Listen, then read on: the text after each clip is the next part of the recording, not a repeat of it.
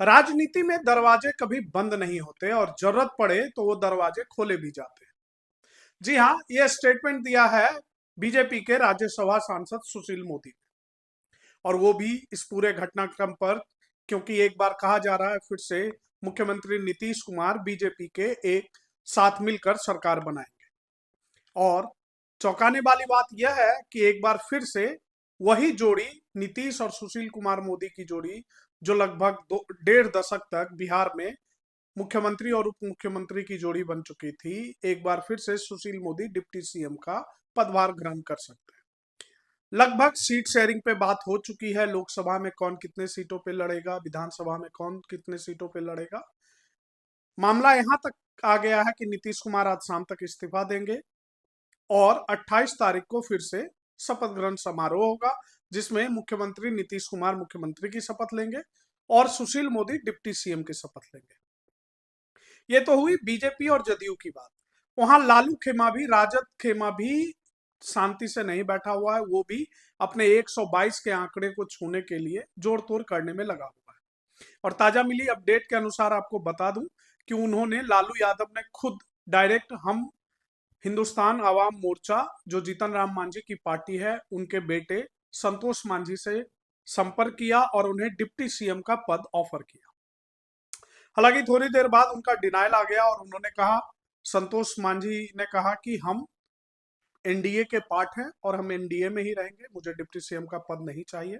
हम एनडीए के सहयोगी हैं, हम पीएम मोदी के नेतृत्व में चलने वाले लोग हैं, हम उनके साथ ही रहेंगे। तो ये है ताजा अपडेट कि एक तरफ सुशील मोदी का डिप्टी सीएम बनना लगभग तय हो गया, वहीं राजद खेमा भी कहीं से हार मानने की उसमें नहीं दिख रहा है। उन्होंने भी जीतन राम मांझी के बेटे को ऑफर दिया, हालांकि उन्होंने ऑफर अस्वीकार कर दिया।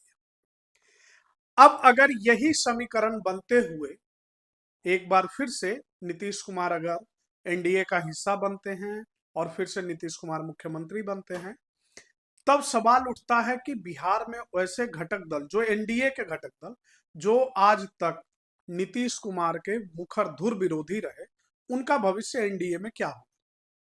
इनमें से 4 नाम बहुत ही प्रमुख हैं। एक है उपेंद्र कुशवाहा, दूसरे हैं चिराग पासवान, तीसरे हैं पशुपति पारस, और कहीं ना कहीं जीतन राम मांझी भी। जैसा कि पिछले विधानसभा सत्र में हम लोगों ने देखा कि किस तरह से जीतन राम मांझी और नीतीश कुमार के बीच बीच सदन में उस तरह की बातचीत देखने को मिली, जिसमें नीतीश कुमार ने यह जताया कि आपको मुख्यमंत्री मैंने बनाया, आप ज्यादा ना बोले। तो इन इन लोगों के बीच तलखी रही है, ये लोग एक दूसरे के प्रति मुखर होकर विरोध में बोले।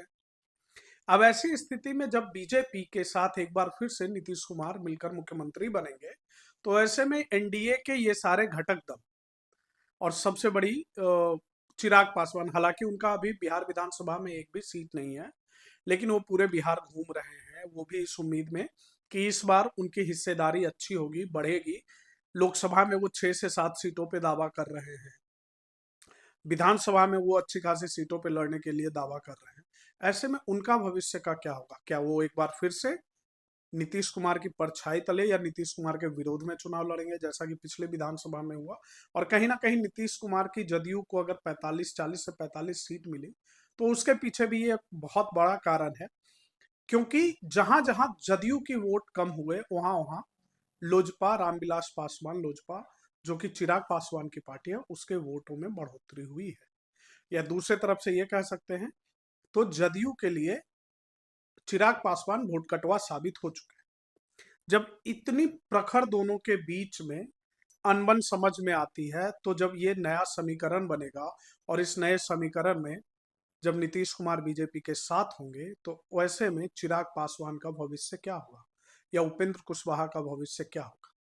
हालांकि अभी तक जो मीडिया रिपोर्ट्स आ रही है, जहां कुछ नेता, जो खास करके उपेंद्र कुशवाहा, उन्होंने या बीजेपी के कुछ नेता विधायक, वो बहुत मुखर होकर अभी भी ये बोलते हैं कि नीतीश कुमार का कोई भरोसा नहीं, वो कभी भी पलटी मार सकते हैं।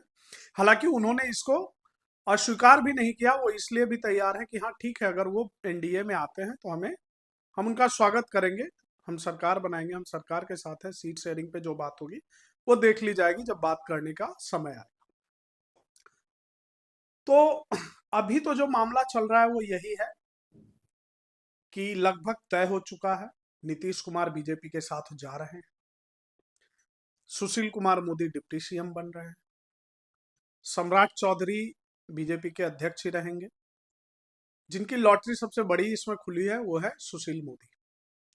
सुशील मोदी और नीतीश कुमार का बहुत लंबा अनुभव है एक साथ काम करने का, और खास करके उस समय काम करने का जब बिहार को जंगल राज का दर्जा दिया जाता था। लालू यादव का 1.5 से 2 दशक का जो शासनकाल खत्म हुआ था, उसके बाद नीतीश कुमार जब मुख्यमंत्री बने थे तो उनके प्रमुख सहयोगी के रूप में, उप मुख्यमंत्री के रूप में सुशील मोदी ही थे।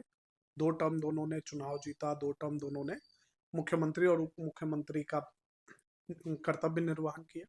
अच्छी जोड़ी थी। एक बार फिर से लग रहा है कि सुशील कुमार मोदी दोबारा मुख्यमंत्री बनेंगे। एक बार फिर से मैं आपको बता दूं कि बिहार विधानसभा में इस समय सीटों की क्या संख्या है या सीटों की क्या स्थिति है। तो इस समय राजद सबसे बड़ी राजनीतिक पार्टी है बिहार विधानसभा में, उनके पास 79 सीट्स है। दूसरी बड़ी पार्टी बीजेपी है, उनके पास 78 सीट्स। तीसरी पार्टी जदयू है, जिनके पास 45 सीट है। उसके बाद कांग्रेस है, जिनके पास 16 सीट है, सॉरी 19 सीट है। उसके बाद वाम दल है, उनके पास 16 सीट है। 4 सीट जीतन राम मांझी के हम पार्टी का है, 1 सीट AIMIM का है और 1 निर्दलीय है। तो ये इन सबको देखकर ये कहा जा सकता है कि एक बार फिर से बीजेपी का साथ लेकर नीतीश कुमार सरकार तो बना रहे हैं। और कहीं ना कहीं बीजेपी के जो विधायक है, नेता है, जो पहले से ही इनका ये कहना था कि बीजेपी हमारी नेचुरल अलायंस है। अभी अभी एक आपको जानकारी दे दूं कि जो ज्ञानेंद्र सिंह ज्ञानू है बीजेपी के विधायक, उनका कहना है कि बीजेपी के साथ आकर नीतीश सरकार बनाएंगे, 2 से 3 दिन में नई सरकार की गठन हो जाएगी।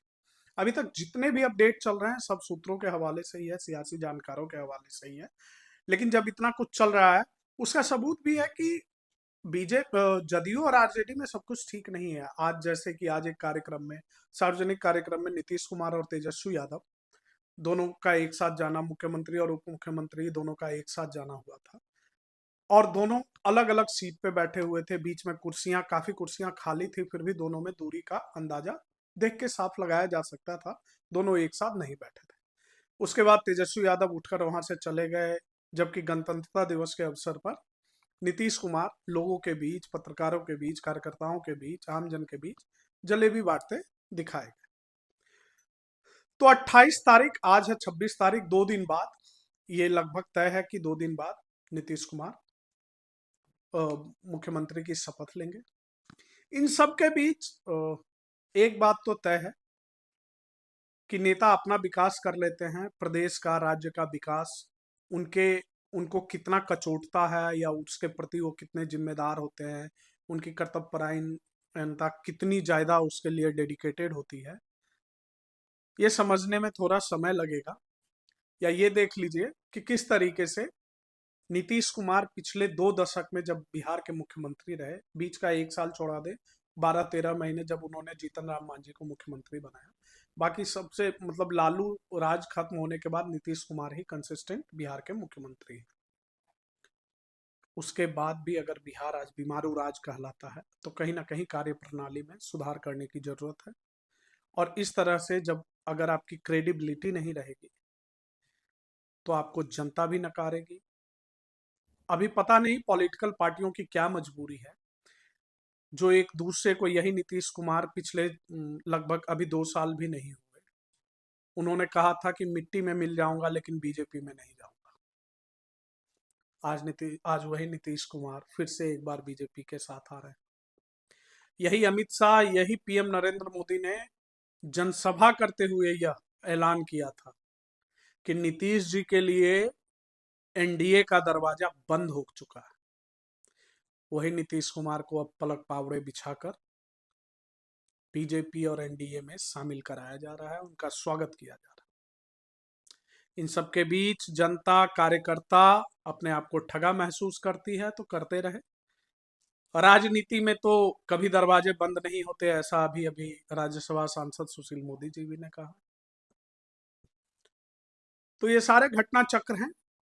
इसको आप भी देखिए, हम भी देख सकते हैं। ये भी हो सकता है कि दो उप मुख्यमंत्री इस बार बने बीजेपी से, एक तो सुशील कुमार मोदी और दूसरी महिला मुख्यमंत्री जो पहले भी थे रेणु देवी, उनको फिर से हो सकता है उप मुख्यमंत्री बनाया जाए, क्योंकि चुनाव का समय है।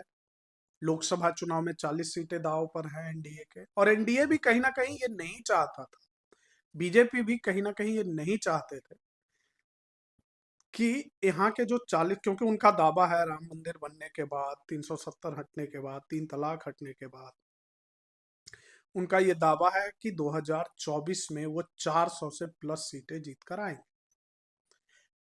और उन 400 का दसवां हिस्सा बिहार से 40 सीट है। एनडीए, नरेंद्र मोदी हो या जेपी नड्डा हो या अमित शाह हो, वो भी ये रिस्क नहीं लेना चाहते थे कि बिहार में उन 40 सीटों में हिस्सेदारी ऐसी हो कि उनको नुकसान हो जाए।